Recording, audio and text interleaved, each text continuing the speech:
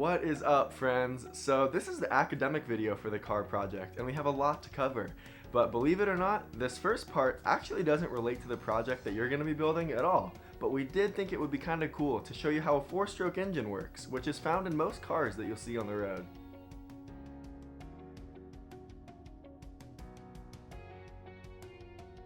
Here are some common features of what is called a piston cylinder that you will find in any gas-powered engine. We will show you shortly what each part does, but it all starts with the intake, where an air-fuel mixture enters the system. The different parts below work together to turn linear motion of the piston into rotating motion, which is then transferred to the wheel. The spark plug up top serves an important purpose during the cycle before the mixture leaves as exhaust. These are called four-stroke engines because there are 4 strokes in one of its cycles. The first stroke is called the intake. In this stage, the intake valves open and the downward motion of the piston sucks in a mixture of fuel and air. After that is what's called the compression stroke. On the piston's way back up, it compresses that air-fuel mixture to a very tiny area. And here comes the cool part. In what is called the power stroke, the spark plug ignites that compressed gas, which makes it really high temperature and high pressure. And that high pressure forces the piston back down. In the fourth and final stage, called the exhaust, the exit valves open and the burned air-fuel mixture is pushed out of the piston cylinder and into the atmosphere. The release of this burnt air-fuel mixture, also called carbon dioxide, can be a little bit problematic for the atmosphere, which is why they're always trying to improve these engines and research alternatives. You were able to see some super slow motion shots of the four-stroke engine cycle, but in reality, this cycle happens thousands of times per minute. And check out how oftentimes 4, 6, or even 8 or 10 cylinders work together in a single engine. And check out how what started as a gas was turned into linear motion, then rotational motion, and through a gear train system, finally was transferred to the tires.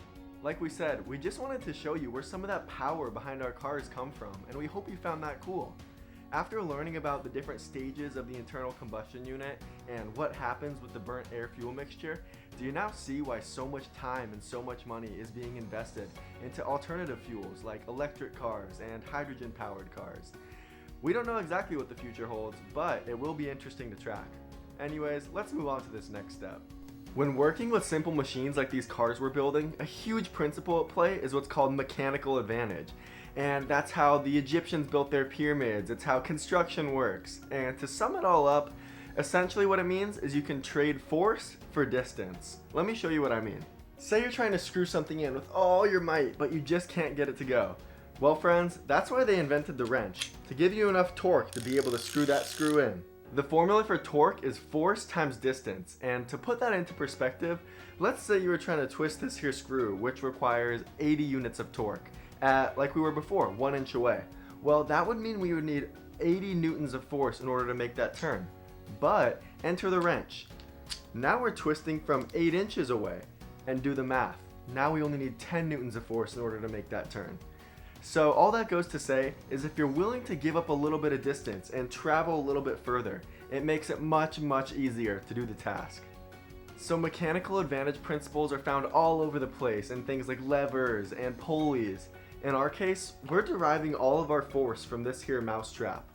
We want to make the most out of that force and make it last a long time since it doesn't require much to get this thing going.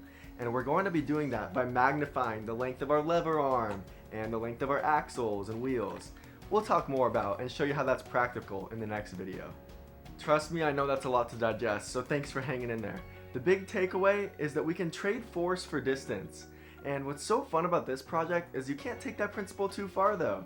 Say you want to make wheels that are just like 1,000 times as big as these axles, which theoretically, hey, you're doing a good job.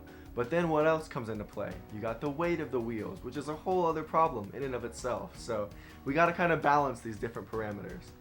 We'll be showing you some examples in the next video and giving you some good little guides on what kind of stuff works and what doesn't. So that wraps up mechanical advantage. Let's quickly touch on friction. So friction, it's the force or resistance created when 2 objects are rubbing together. And did you know that friction actually creates heat? Rub your hands together and feel that heat firsthand. So what do you guys think? Is friction a good thing or a bad thing?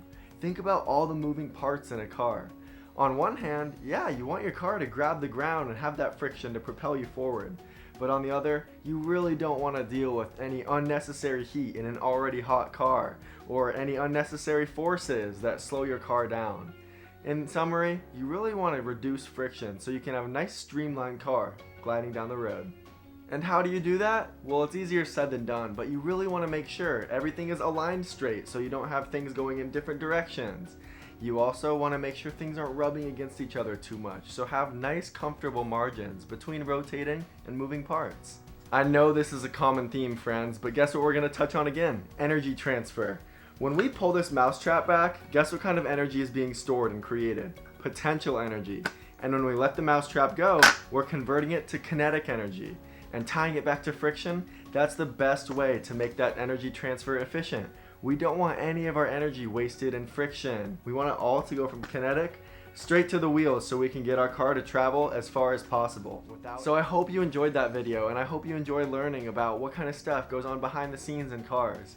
Please don't feel overwhelmed, friends, because in this next video we're going to show you some examples. We're going to show you how to apply the stuff we just learned to building your own mousetrap car. So thanks for tuning in, and we will see you in that next one.